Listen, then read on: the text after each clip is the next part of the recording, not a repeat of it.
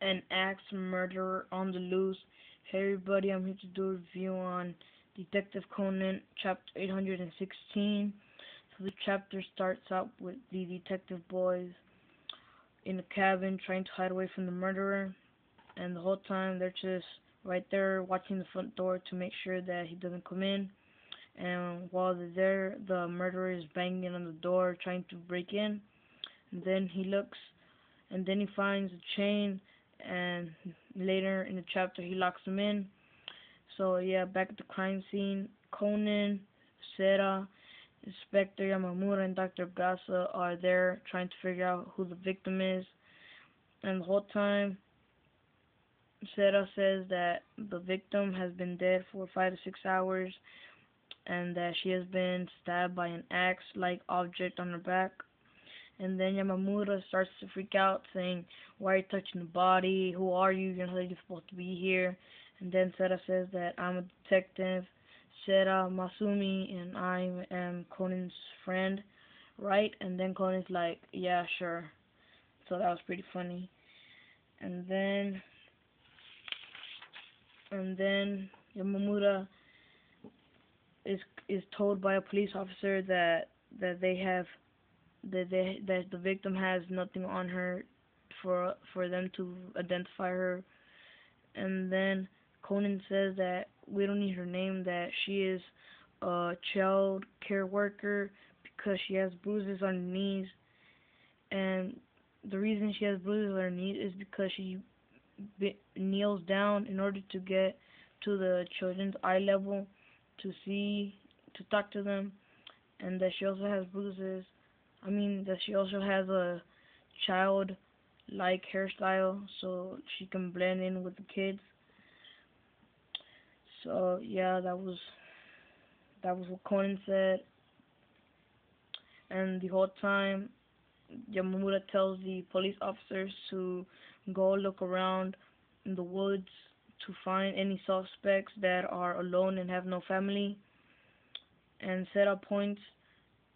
Conan points to footprints, and Yamamura measures them, and they are 26 centimeters, so 26 centimeters. And then the police officers come back with three suspects that are all male, and they have all 26 centimeter feet size.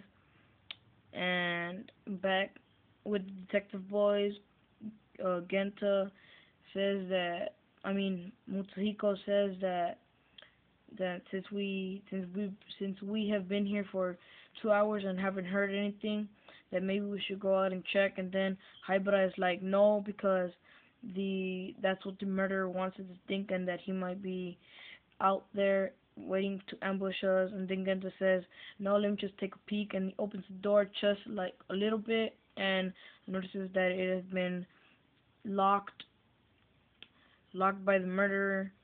And then Ayumi says that she smells something burning.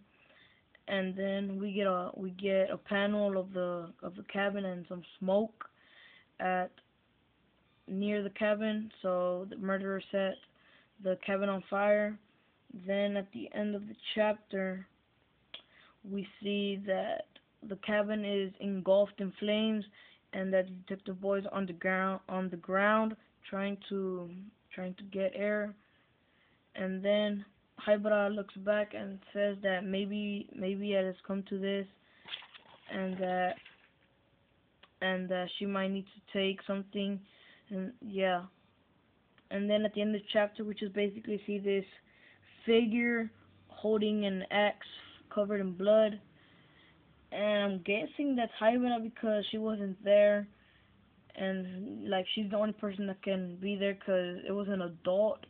And in the beginning of the series, I mean, in the beginning of this chapter, in the last chapter, 815, we see that she has the poison, the apitoxin, something like that.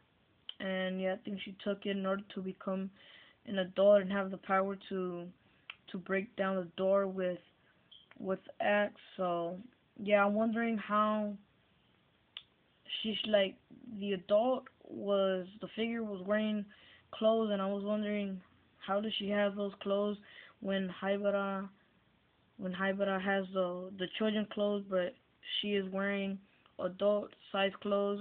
I don't know how. Give me your theories on what do you think how she got the clothes. Like, did she know something was going to happen? Did she know she was going to need or something?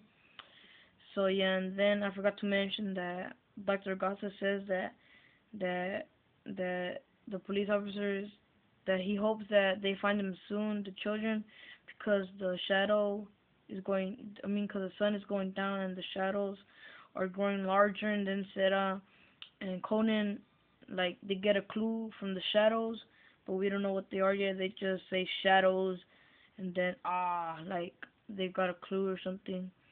So yeah, give me your theories on how do you think, who do you think the murderer is? Cause we see the murderer. I mean, we see the three suspects. Yamamura tells them why are they here and who they are. So yeah, give me your thoughts on Haibara turning back into an adult. Cause like I think that's her. Cause that's the only reason.